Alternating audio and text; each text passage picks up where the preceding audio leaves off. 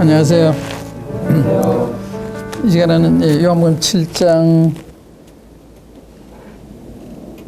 20절부터 공부하겠습니다. 무리가 대답하되 당신은 귀신이 들렸도다. 누가 당신을 죽이려 하나이까? 좀 말이 과격하죠. 예수님 보고 귀신 들렸다는 것은 우리들한테 가려면 덜한데 예수님이야말로 지극히 정상적인, 지극히 모범적인 훌륭한 분이신데 이런 분을 귀신 들렸다는 이야기는 뭐가 잘못됐어도 많이 잘못된, 사람이 이제 바르게 판단할 줄 알아야 되는데 자기에 관계된 것은 좋게 얘기하고 남과 관계된 것은 나쁘게 얘기하는, 자기들이 하는 건 다 옳고 남의 건 틀린 것처럼 보는 그런 거는 지성적이 못되고 공평하다고 할 수가 없죠. 근데 예수님 향해서 귀신이 들렸도다. 그들이 너희가 어째 나를 죽이려 하느냐, 여기에 대한 반응인데 이거 죽이려 하느냐 하는 것은 이미 알려진 사실이라고요. 여기 25절에도 보면 예루살렘 사람 중에서 혹이 말하되 이는 저희가 죽이고자 하는 그 사람이 아니냐, 이렇게 일반에게 알려질 정도로 당국 예수님을 잡아서 죽이려고 하는 이런 뜻을 가지고 있다는 다 알려진 건데 이 사람들이 몰랐을 수가 없을 것 같아요. 여하튼 예수님이라는 이야기에 당혹해서 그랬는지 귀신이 들렸도다. 누가 당신을 죽이려 하나이까? 여기 이제 참 당황이 될 만한 이야기 하시긴 하셨지만 너희 중에 율법을 지키는 자가 없도다. 너희가 어째 나를 죽이려 하느냐? 이게 굉장한 충격적인 이야기일 수는 있지만은 또 인정할 만한 이게 사실인데 그걸 모르는 거죠. 사실 그렇다고 한다면 이게 시인하고 받아들이고 참 부끄러워하고 했어야 도는데 이렇게 반응했다고 하는 것은 정서적으로 잘못되어 있었다. 우리가 전 시간에 가인이 하나님 말씀 불순종했을 때 정서적으로 불안정한 나머지 살인까지 갔다. 분노했다. 그래서 우리가 건전한 생각이 있으면 우리 마음도 편안하고 평화롭고 그런 거죠. 근데 우리가 이제 불순종하는 이러한 이래 불순종하게 되면 우리 마음이 정서가 평안이 깨지는 거예요. 예, 정서적으로 불안정에 대해서 화도 쉽게 내고 또 잘못도 쉽게 하고. 그러니까 여기도 보면 귀신들에 대한 이야기를 볼 때 이분들의 이 상태가 좀 정상적이 아니었다는 걸 쉽게 알 수가 있습니다. 예수께서 대답하여 가라사대 내가 한 가지 일을 행하며 너희가 다 이를 인하여 괴히 여기는도다. 이거 무슨 말씀인가 하면 5장에서 38이 된 병자를 낫게 하셨잖아요. 이것 때문에 지금 문제시하는데 왜 문제시하는가 하면은 이걸 안식일날 고쳤다고 이제 문제시하는 거예요. 안식일날. 근데 안식일날 고쳤는데 안식일 범했다고 생각하는 거거든요. 근데 주님은 안식일을 어떻게 받는가 하면 이 사람들은 문자적으로 생각을 해서 안식일날을 일하면 안 되는 거예요. 근데 주님은 안식은 사람을 위한 거다. 사람이 안식을 위해서 있는 것이 아니라 안식이 사람을 위해서, 사람이 쉬라고 있는 날이 안식일 아니에요. 그런데 이 안식이 없는 이 환자를 고친 건 너무 잘한 거죠. 그 안식일을 지키는 거거든요, 오히려. 근데 이분들 문자적 생각이기 때문에 주님 안식일을 범한다 생각한 거예요. 이 사람들은 환자를 봐도 안식일이면 그냥 지나가는 거예요. 안 도와주고. 웅덩이에 빠져도 그냥 지나가는 거예요. 그럼 비정한 거죠. 그게 반대로 지금 생각, 반대로. 자기는 안식 지키고 주님 안식을 범했다고 생각한 거예요. 그러니까 하나님 말씀도 바로 읽어야 바른 인격을 가질 수가 있어요. 이 하나님 말씀이라 이걸 잘못 받아들이면 왜곡된 인격을 가지고 참 인간미도 상실하는, 인간답지도 못한 이러한 사람으로 변할 수도 있어요. 그러니까 오늘날 그 모슬렘 같은 사람들 많이 죽이잖아요. 기독교 과거에 중세 1000년 동안 5천만 명의 하나님의 자녀들을 죽였다 그래요. 그게 얼마든지 있죠. 훌륭한 주의 종들이 화형을 다 하고 그랬죠. 성경을 번역하는데 화형시키고 그랬잖아요. 가톨교에서. 이건 정상적이 아니죠. 주님이 주일날 이 환자를 고쳤는데 이것 때문에 문제시하는 거예요. 그래서 주님이 이렇게 얘기했어요. 그러나 할례는 모세에게서 난 것이 아니요 조상들에게서 난 것이라. 이거는 이제 율법에서 그 할례한 것은 벌써 아브라함 때, 율법 주시기 전에 아브라함 때 벌써 할례를 주님이 하라고 그러신 거거든요. 그러므로 너희가 안식일에도 사람에게 할례를 주느니라. 모세 율법을 폐하지 아니하려고 사람이 안식일에도 할례를 받는 일이 있거든. 내가 안식일에 사람의 전신을 건전케 한 것으로 너희가 나를 노여워하느냐. 외모로 판단하지 말고 공의의 판단으로 판단하라. 이게 이제 우리가 이 판단할 때 이게 쉬운 게 아니에요. 우리는 어떤 사건의 겉만 알지 내용을 모를 수 있어요. 어떤 살인을 했다. 그러면은 그 사람의 내력을 우리가 잘 모르니까 살인했다는 것만 생각하잖아요. 그럼 명판사는 그 정황을 잘 종합을 해서 적절하게 판결을 내려야 그게 명판사가 되는 것처럼. 그 안희승 여사라고 이런 데 들어보셨을 거예요. 이게 죽으면 죽이라고 쓴 안희승 여사. 일본 국회에 가서 외정 때 일본이 회개하지 않으면 유황불에 망합니다. 이걸 박관진 장로와 함께 가서 이렇게 선파하고 삐라를 뿌리다가 잡혀가지고 사형 선고를 받았는데 이제 해방이 돼가지고 사형 안 받고 이제 풀려난 그분이 계시잖아요. 지금 돌아가셨어요. 근데 그분이 외정 때 이렇게 체포가 돼가지고 감방에 들어갔는데 거기 화리개 여자가 있었어요. 화리개 여자. 그래서 더럽다고 이제 한 방이지만 이렇게 털어서 앉았대요. 그런 하루 이틀 이제 계속 지나다가 이제 사연을 듣게 된 거예요. 왜 화리개 노릇을 했는지. 남편이 돈 벌어 그렇게 했다는 거예요. 그 이야기를 듣더니 동정에 간 거예요. 동정에. 그래서 사랑하게 되고 또 복음을 전해서 이분이 주님을 알게 되고 그랬는데, 그러니까 이 사연을 알기 전에는 더럽다고 그랬는데 사연을 듣고 보니까 동정에 간 거예요. 자기도 그런 입장에 있었다면 그걸 피하기가 어려웠을 거다 생각했는지. 정황을 보면 다르잖아요. 성경에도 사람을 죽이는데 이 고의적인 살인이 있고 과실치사가 있잖아요. 과실치사. 운전하고 가다가 잘못해서 치는 건 과실치사 아니에요. 고의적으로 한 게 아니니까. 그러니까 고의적으로 살인하는 것에 대한 벌이 다르죠. 과실치사의 벌이 다른 것처럼. 그래서 이 성경에서 과실치사 했을 경우에는 이 군대 도피성이 있어요. 도피성 달려가면 살아요. 그래서 하나님께서는 이 과실치사에 대해서는 구제받을 수 있는 길을 만들어 주셨는데, 그래 사람이 그 정황을 알고서 판단해야 되는데 우리 정황을 보고 판단하기가 어렵잖아요. 그러니까 되게 외모로 판단하기 쉽다. 외모로 듣는 거로 보는 거로. 그래서 내면은 우리 잘 모르잖아요.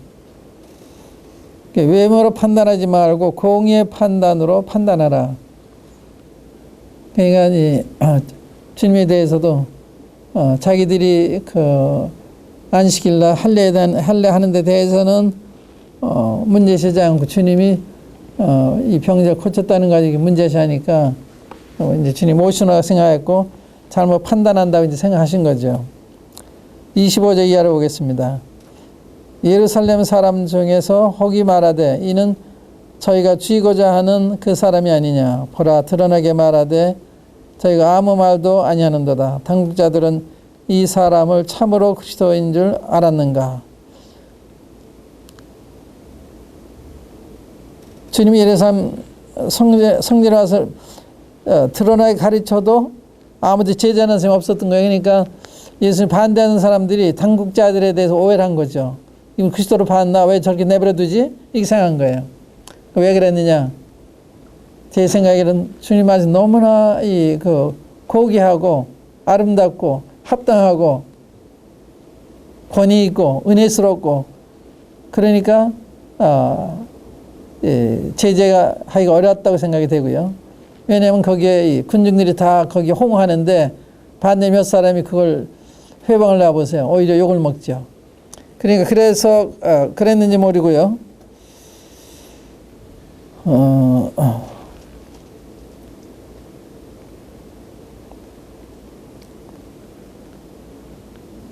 그 다음에 또 하나는 그 주님의 때가 되지 않았기 때문에 하나님께서 주님 침입하지 못하도록 막으셨기 때문에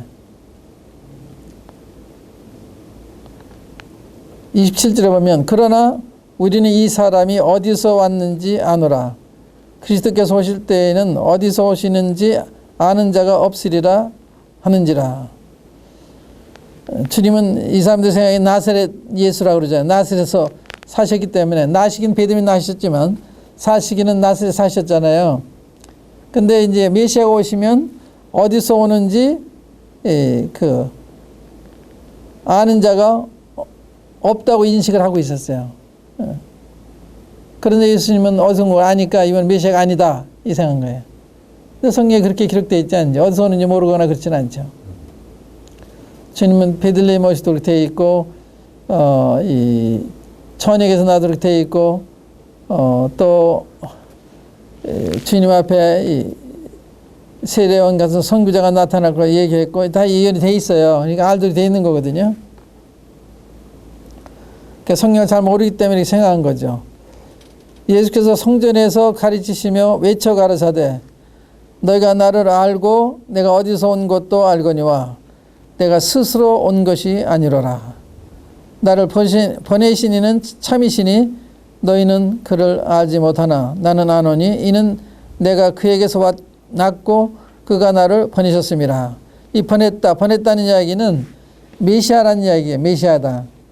메시아라고 하는 걸 이렇게 표현한 거거든요. 하나님이 보내신, 내가 스스로 온 것이 아니라 아버지께서 보내셨다.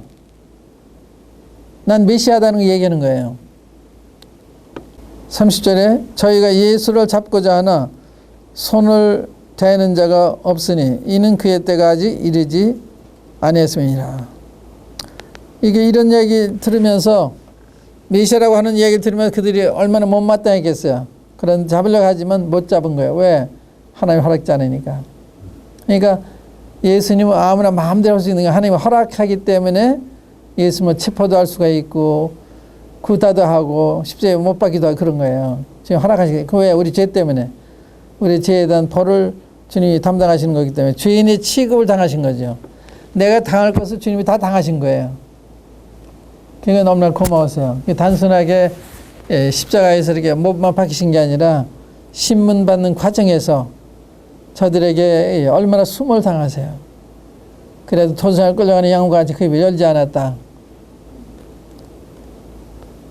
털강냐 배양같이 입을 열지 않았다. 얼마나 온유하세요. 왜 그러셨느냐? 주님은 우리 위에 오셨기 때문에 아버지 뜻을 이루는 것이기 때문에 자기 위해 한다면 부당하게 하는 저들을 주님이 벌하실 수도 있죠. 말씀 한마디로 다 죽을 수가 있으니까. 그러나 아버지 뜻을 행하기 위해서 또 우리를 살리시기 위해서 주님 끝까지 죄인의 받아야 될 것을 묵묵히 받으셨던 거죠. 그래서 주님 입을 열지 않으셨어요. 불평 안 하셨어요. 우리가 받아야 될 거기 때문에 주님 마땅히 받아야 된다고 생각을 하셨던 것 같습니다.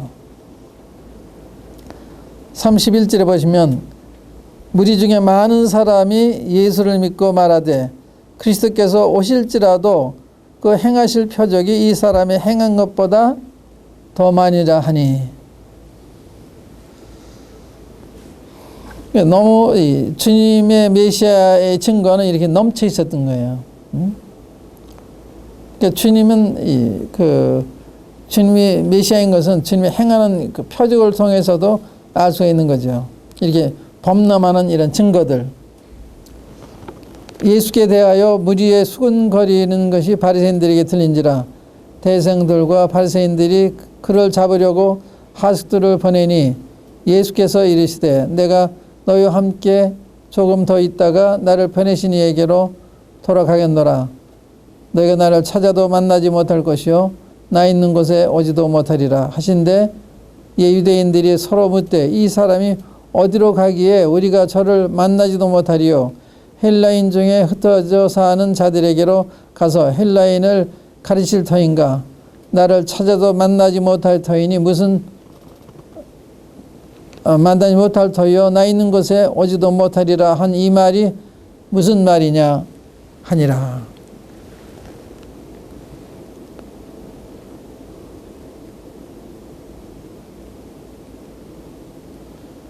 여기 대생들이 바리새인들이 그 하석들을 이 군관이죠. 그 장교들을 예수를 잡으라고 보냈는데 이런 이야기 들은 거예요. 잡으러 갔다가 증거의 말을 듣고서 너무 놀란 거예요. 그래서 그 뒤에 보면은 하석들이 그러잖아요. 45절 이하에 보면 하석들이 대상들과 바리새인들에게로 오니 저희가 묻되 어찌하여 잡아오지 아니하였느냐. 하석들이 대답하되 그 사람이 말하는 것처럼 말한 사람은 이때까지 없었나이다. 너무 감동을 받은 거예요.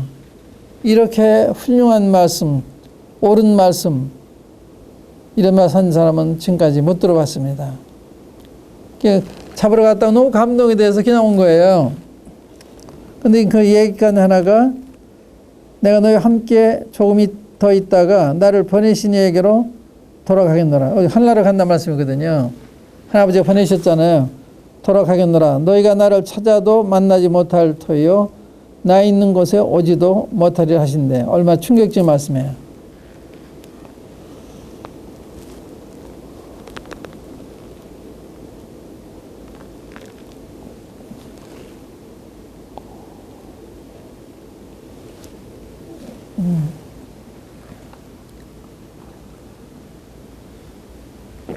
죄송합니다.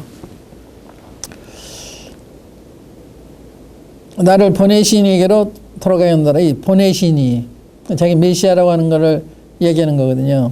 하늘나라 돌아간다는 걸 말씀. 근데 이 얘기 못 알아듣잖아요. 그래서 이 말을 서로 묻잖아요. 이게 무슨 말이냐? 응? 그러니까 이 주님을 모르면 주님이 하는 말씀 이해 못하는 거죠. 마치 동생들이 주님 이해하지 못한 이유가 이런 거죠. 주님 영적인 이야기, 하늘에 속한 말씀 하시는데 이들은 거기에 대한 그 개념이 없고 경험이 없기 때문에 인간적으로 형을 보다 보니까 진짜 메시아인가, 진짜 하나님의 아들인가 의미자가 믿지 않았던 거죠. 후에는 다 믿었습니다만은 사도행전 보면 다 믿었어요. 그래서 야고보도 주님의 그 동생 중 한 사람이죠. 유다도 동생 한 사람, 유다서가 있고 야고보서가 있잖아요. 다 훌륭한 사람이 됐는데 그들이 편지 쓸 때 예수 그리스도의 종이라고 그래요. 종. 우리 예수 그리스도의 동생이라고 그러잖아요. 종이라고 그래요. 그러니까 혈통적으로는 이 그 형동생 관계지만 실제 관계는 이 창조주와 그 이 조물주 관계, 주인과 종과 관계, 이런 관계잖아요. 그 다음에 이제 37절 이하에 보면 이 명절 끝날 곧 큰 날에 예수께서 서서 외쳐 가르사대 누구든지 목마르거든 내게로 와서 마시라. 나를 믿는 자는 성경에 있는 것 같이 그 배에서 생수의 강이 흘러나리라 하시니 이는 그를 믿는 자의 받을 성령을 가리켜 말씀하신 것이라. 예수께서 아직 영광을 받지 못하신 거로 성령이 아직 저희에게 계시지 아니하시더라.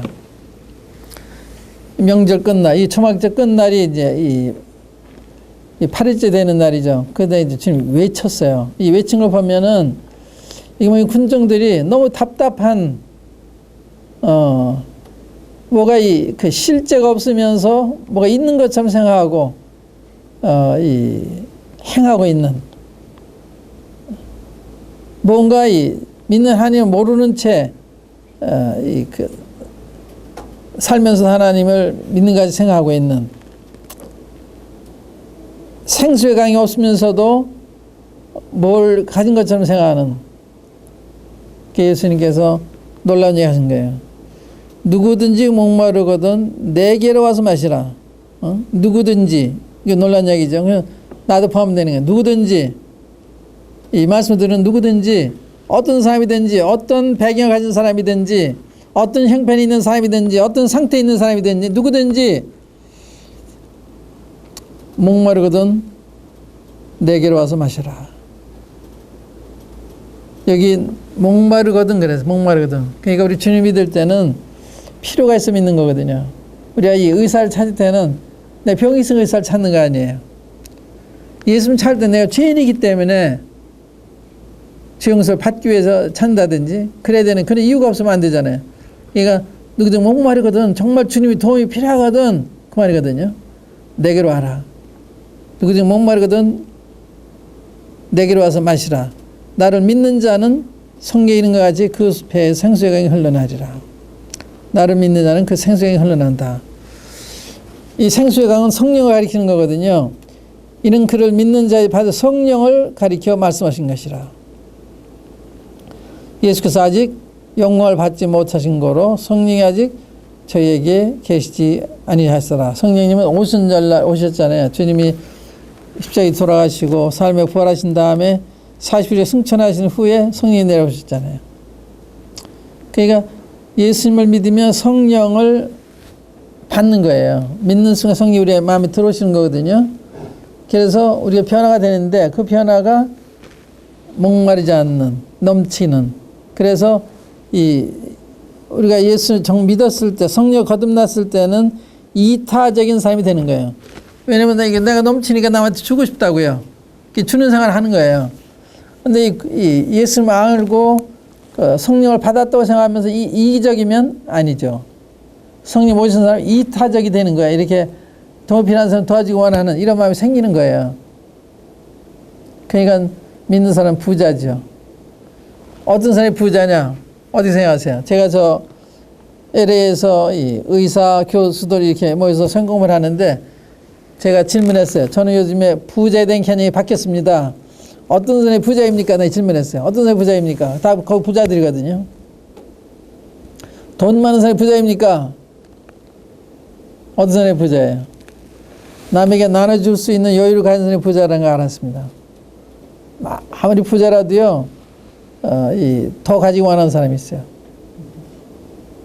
미국 어느 재벌한테 어느 청년이 선생님이 이렇게 재물이 많으신데 그래도 조금 더 필요한 게 있습니까? 물으니까 이분이 돈이 조금만 더 있으면 좋겠다 그러더래요.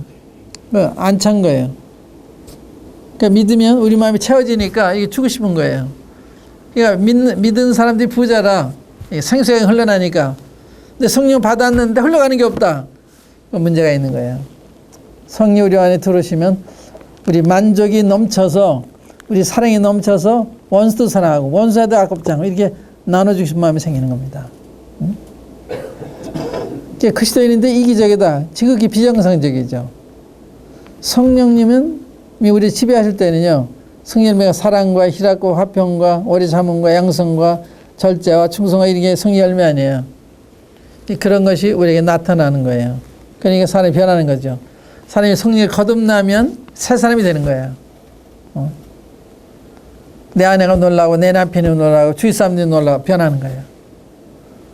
저는 이 주님을 알았을 때는 너무나 변해서 저희 집안에 걱정을 했어요. 제가 서로 다 정시장이 되지 않나. 저희 작은 누님이 먼저 이제 교회를 나가셨는데 저보더니요. 야, 목사도 너 같진 않더라 그러더라고요. 내가 뭐 누가 시켜서가 아니라 내가 넘치니까 기차 안에서도 버스 안에서도 막 전도했거든요. 파고도공원 가서 주일날마다 하고 막 이리 전도했거든요. 그래서 사람들이 걱정한 거예요. 집안에서. 사람이 거듭나면 변해요. 180도 변해요. 고린도후서 5장에도 그런 말씀 있잖아요. 그런즉 누구든지 그리스도 안에 있으면 새로운 피조물이다. 이전 것은 지나갔으니 보라 새 것이 되었도다. 거듭나면 사람이 완전히 변하는 거예요. 가치관이 변해요. 보는 게 달라져요. 믿지 않는 사람들은 이 세상 보이는 것 가지고 살잖아요. 우리는 보이지 않는 하나님 위에 살잖아요. 이게 다른 거예요. 그러니까 하나님 앞에서 우리는 살고 저긴 사람 앞에 살고 사람의 체면을 중요하고 우리 하나님의 영광을 더 중요시하고 그러니까 완전히 다른 거죠. 믿지 않는 사람과는 동업이나 이 결혼을 할 수가 없는 거예요. 너무 가치관이 다르니까.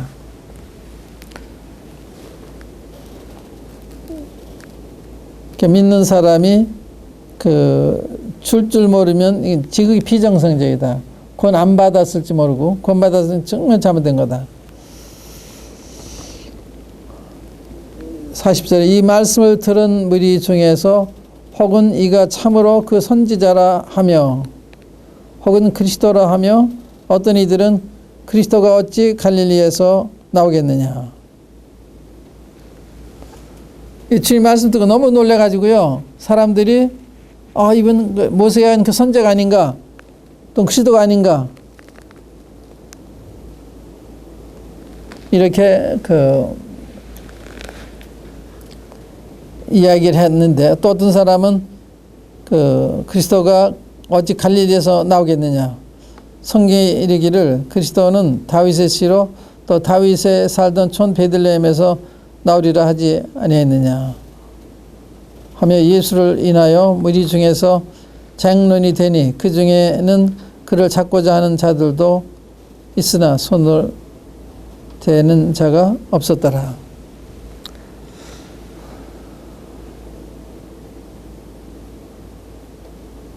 맞는 말씀했죠. 메시아는 갈릴리에서 오는 게 아니고 다윗의 씨로 베들레헴에서 나식되어 있는데 그렇게 주님이 베들레헴에 오셨죠. 이 예수님에 대한 내용을 좀 연구했더라면 이런 이야기는 하지 않았을 텐데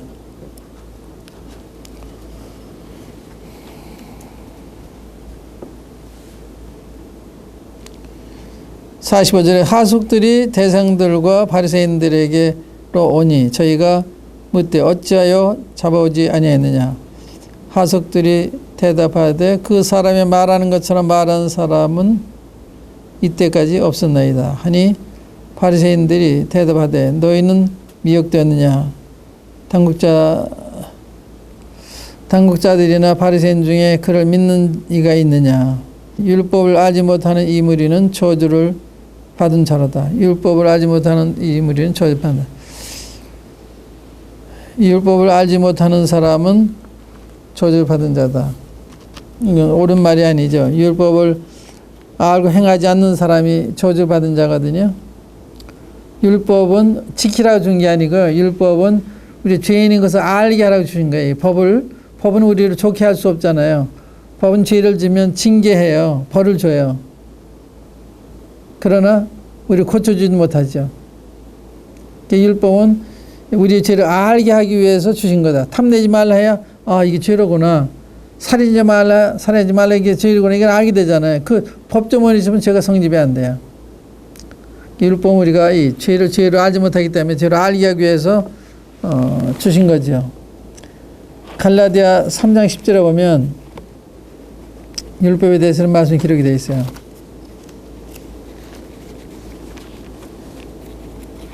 갈라디아서 3장 10절 이거 유명한 말씀입니다. 무릇 율법 행위에 속한 자들은 저주 아래 있나니 기록된 바 누구든지 율법책에 기록된 대로 온갖 일을 행하지 아니하는 자는 저주 아래 있는 자라 하였습니다. 율법 안에 속한 사람은 저주 아래 있다는 거예요. 율법은 범하면 벌이 따라오잖아요. 율법은 법이라는 건 범하면 벌이 따라오는 거예요. 그러니까 저주가 있는 거죠. 그러니까 율법 행위에 속한 저주 아래 있다는 거예요. 근데 이분들은 율법을 모르는 사람은 저주 아래 있다 이렇게 했는데 옳은 말이 아니죠. 율법을 모르는 이 무리는 저주를 받을지로다. 그 중에 한 사람 곧 그 전에 예수께 왼편 예수께 왔던 니고데모가 저희에게 말하되 우리 율법은 사람의 말을 듣고 그 행한 것을 알기 전에 판결하느냐. 이게 니고데모가 이제 밤에 주님 찾아왔었잖아요. 근데 이때쯤은 믿은 것 같아요. 그래서 주님을 위해서 변화하고 있는 걸 볼 수가 있는데 우리 율법은 사람의 말을 듣고 그 행한 것을 알기 전에 판결하느냐.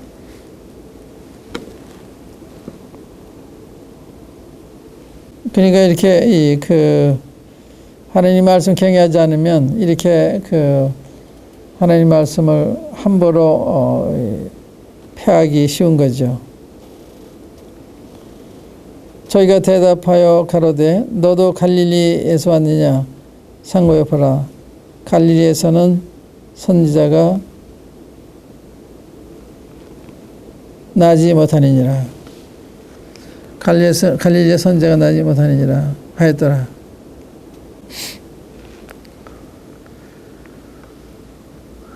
갈릴리에서 선지자가 나지 못하, 이것도 옳은 말이네요. 왜냐하면 요나는 갈릴리 출신이거든요. 메시아는 갈릴리 난간이죠. 베들레헴에 나셔야 되죠. 그러나 선지자는 갈릴리에서도 났죠. 그러니까 여기 바리새인들 이분들이 성경 알면서도 많이 알지 못하는, 또 알고 있으면 바르게 알지 못한 이런 것을 볼 수가 있고요. 여기 가장 중요한 것이 37, 38절에 누구든지 목마르거든 내게로 와서 마시라. 나를 믿는 자는 그 배에서 성수의 강이 흘러내리라.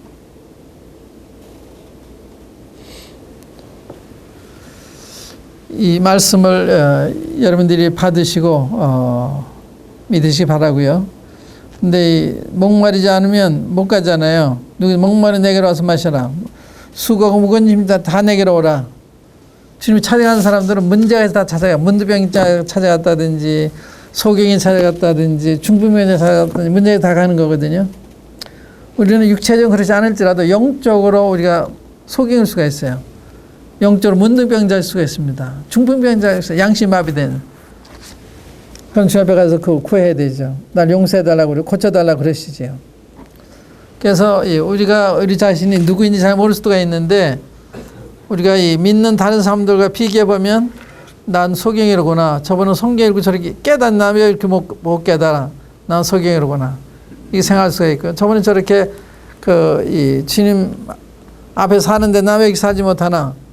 네, 영적으로 불구인 걸 알게 되고요. 그래서 우리 육체적인 병이 아닐지라도 그 모든 병이 상징하는 이런 죄가 우리에게 있을 수가 있습니다. 그러면은 주님 앞에 나아가면 주님 용서해 주신 거예요. 생수의 강이 흘러나도 하시는 거예요. 얼마나 놀라요. 예수님 믿음에 이 생수의 강이 흘러나니까 나만 만족할 뿐 아니라 다른 사람 만족해 줄 수 있는 이런 힘을 얻게 되니까 너무 놀라운 거죠. 우리가 다른 사람 위해 살면 이렇게 자기 위해 사는 거예요. 자기가 행복한 거예요. 다른 사람 도와주면 내가 행복한 거예요. 돈 받는 사람보다도. 근데 많은 사람들이 거기에 대한 믿음이 없고 경험이 없기 때문에 그런 삶의 축복을 모르고 살고 있는 거죠. 그래서 우리 이제 7장을 대략 마쳤습니다. 다음 시간에 이제 8장을 공부하겠습니다. 7장을 공부했는데, 이런 말씀들은 많은 묵상을 필요로 해요. 주님 말씀이, 이게 왜 이런 말씀 하셨나, 이게 말씀이 뜯어보는 이게 필요하거든요. 저는 이제 아까 7장 1절에 예수님께서 갈릴리로 다니시고 유대에 다니려 아니하시면 유대인들이 죽이려 함이라라. 유대인이 죽이려 함이라. 그게 새로이 온 거는 유대인이 누구냐? 종교인 아닌가? 예수는 누구냐? 의인이신데 이 종교인들이 의인을 죽이려고 한다. 얼마나 모순돼요. 응? 왜 죽이려 했냐? 자기들 행위가 악하기 때문에. 시기로. 그래서 우리는 그런 말씀들을 통해서 우리 자신을 되돌아보고 참 나도 이런 죄를 범할 수 있는 가능성이 있구나. 다윗이 보세요. 다윗이 훌륭한 하나님의 마음이 합한 사람인데도 다윗이 남의 자기 부하의 아내를 취하고 또 부하를 죽이잖아요. 간음과 살인을 범하잖아요. 믿을 수 없는 일이 하잖아요. 다윗이. 그러니까 하나님을 경외치 않으면 어떠한 죄를 범할 수도 있는 거예요. 믿은 사람도. 솔로몬을 보면 솔로몬이 그렇게 하나님의 사랑을 받고 이 지구에서 가장 지혜로운 사람이 되고 가장 부유한 사람이 됐었는데 그걸 말년에 가서 우상 섬기고 예루살렘 우상 사원을 지어놓고 그러잖아요. 이해할 수가 없는 거예요. 그래서 전 그걸 보면서 야, 나도 저럴 수도 있겠구나. 저기 훌륭한 분이 그 우상을 섬기고 우산에 단을 만들고 사원을 만들고 이런 걸 봤을 때 얼마나 두려운 마음이 들었는지요. 그래서 우리가 우리 양심을 지키고 정직하게 사지 않으면 사탄에 이끌려서 생각지 않은 죄를 범할 수도 있는 거죠. 이 시간에 여기까지 하겠습니다. 감사합니다. 감사합니다.